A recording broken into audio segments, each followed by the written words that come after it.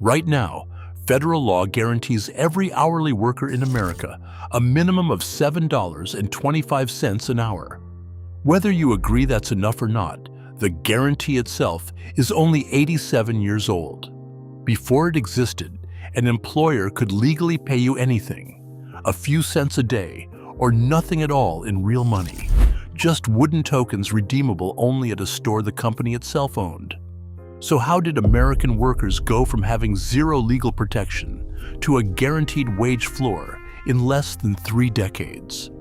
The answer involves a fire that killed 146 young women, a Supreme Court that struck the idea down not once, but twice, and a fight that very nearly didn't succeed at all. To understand how bad things actually were, you have to picture the American workplace before any of this existed. For the first 150-plus years of the country's history, there was no federal law dictating what an employer had to pay you, how many hours you could be made to work, or how old you had to be to do it. Children as young as 5 worked in textile mills and coal breakers, their small hands considered useful for reaching into machinery adults couldn't fit into. Women worked 12-hour shifts locked inside garment factories, the doors bolted from the outside to stop workers from sneaking out for unauthorized breaks, a detail that would later prove catastrophic. And in company towns, especially in the coal fields of Appalachia, workers were often paid not in U.S. currency at all, but in company scrip private tokens, sometimes literally stamped wooden discs or coins that could only be spent at the company-owned store.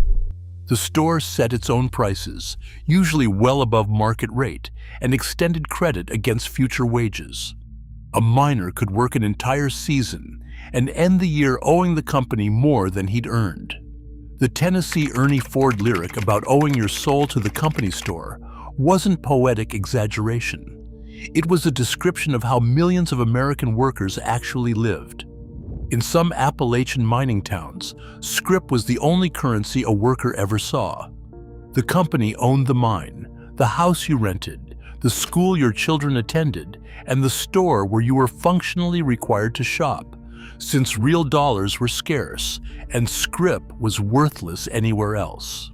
Several states eventually passed laws requiring companies to redeem scrip for cash on request, and companies simply ignored them because there was no serious mechanism forcing compliance. This wasn't a fringe practice limited to a few remote hollows either. By some estimates, by the early 1900s, a meaningful share of American coal miners were paid at least partly in company scrip, and the system persisted in pockets of the country well into the 1950s. There was no legal floor under any of this because, for most of the 19th century, the prevailing legal doctrine held that wages were a private matter between an employer and an employee, and that government interference violated something the courts called freedom of contract. In practice, that freedom mostly belonged to the employer. A worker who refused a wage cut could simply be replaced because there was always another desperate family waiting outside the factory gate. Strikes were broken with private security forces, and when that failed, with state militias. The Haymarket Affair in 1886 and the Pullman Strike of 1894 both ended in bloodshed, and both left the underlying question of wages and hours completely unresolved. The event that finally forced the country to confront the human cost of unregulated labor happened on a Saturday afternoon in March of 1911 at the Triangle Shirtwaist Company in Manhattan. A fire broke out on the 8th floor of the factory, and because the owners had locked the exit doors to prevent theft and unauthorized breaks, workers on the upper floors had nowhere to go.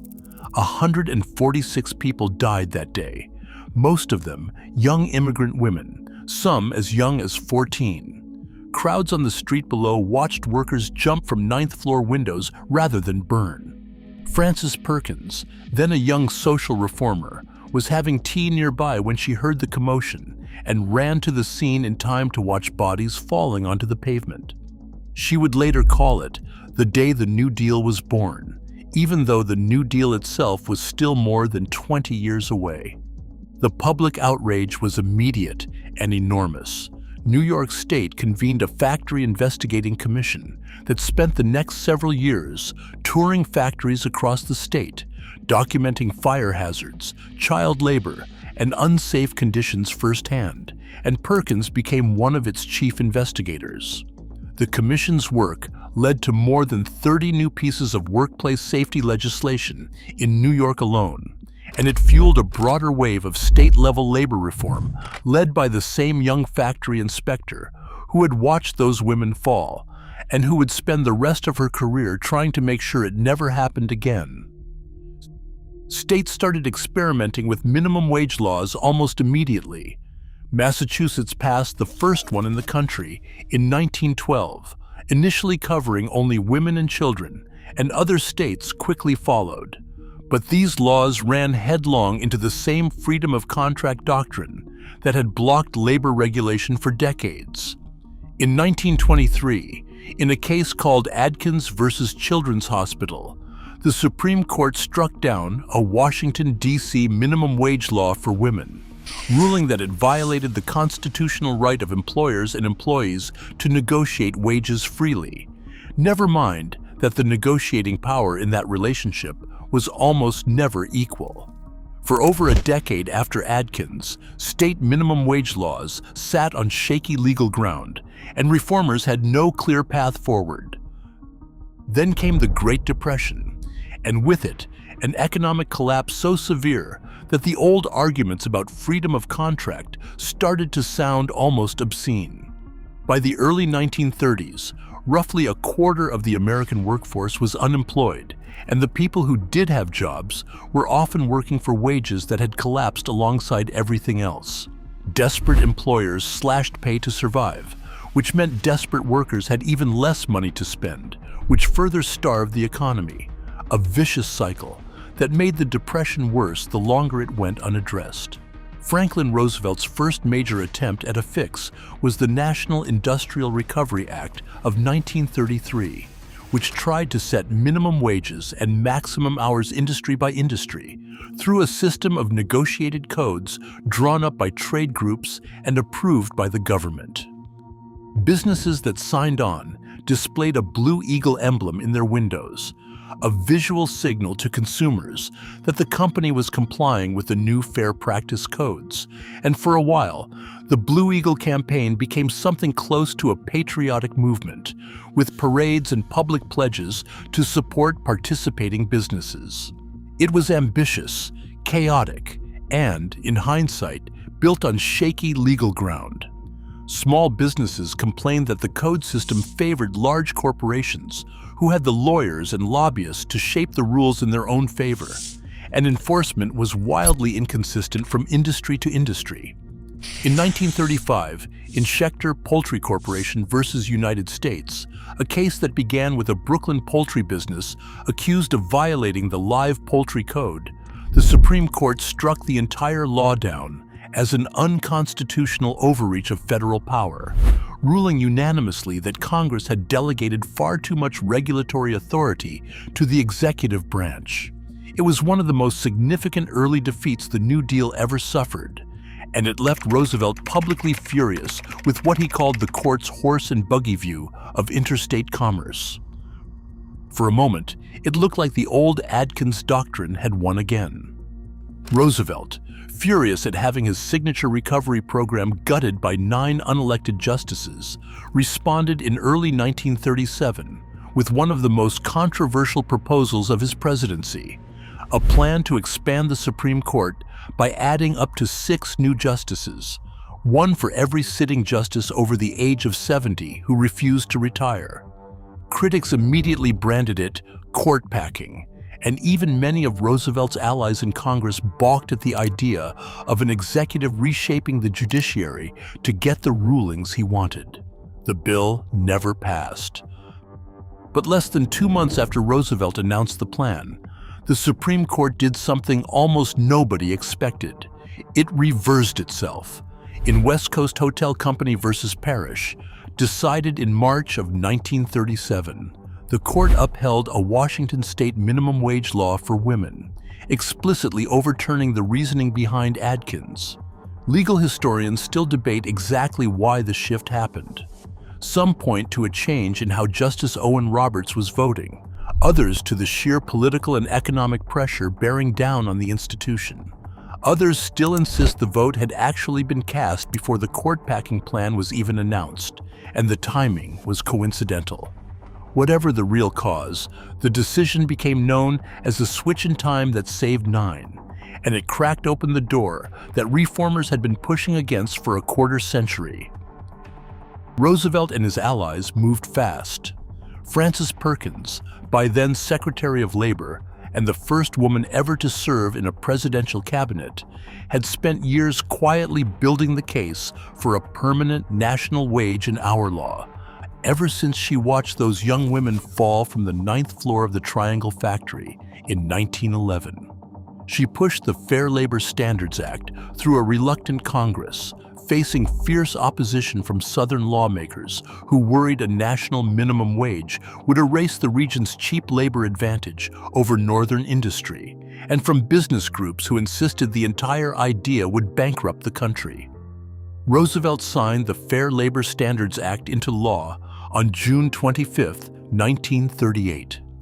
For the first time in American history, the federal government guaranteed a minimum wage, 25 cents an hour, set a maximum standard work week of 44 hours, and banned most forms of child labor in industries engaged in interstate commerce. It wasn't universal. Agricultural workers and domestic workers, occupations disproportionately held by Black Americans at the time, were excluded from coverage, a compromise made to secure the Southern votes needed to pass the bill at all. Roosevelt himself reportedly acknowledged the trade-off privately, understanding that a bill covering every worker in America had no realistic path through a Congress where Southern Democrats controlled key committee chairs and were determined to protect the region's low-wage economic model. It would take decades of subsequent amendments, stretching into the 1960s and beyond, before those excluded categories of workers were gradually brought under the law's protection. But the principle itself, that the federal government had the authority to set a wage floor beneath which no employer could legally go, was now settled law, and the Supreme Court would never seriously threaten it again. The 25-cent wage was raised almost immediately once the country saw it hadn't caused the economic collapse business groups had predicted. By 1945, it had climbed to 40 cents.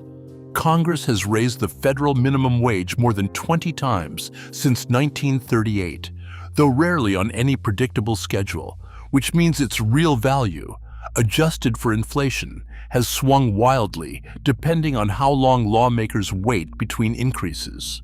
The current federal minimum of $7.25 an hour has been frozen since 2009, the longest stretch without an increase since the law was created, and inflation has quietly eroded its purchasing power every year since.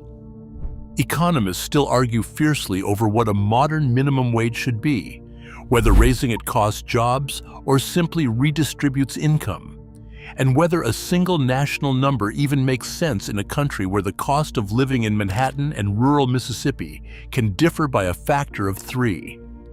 Many states and cities have stopped waiting for Congress and set their own minimums well above the federal floor. Washington State and California both sit north of $16 an hour, while some cities have pushed local minimums even higher, effectively recreating the same patchwork of state-by-state wage rules that existed before 1938, just with a federal floor now sitting permanently underneath it.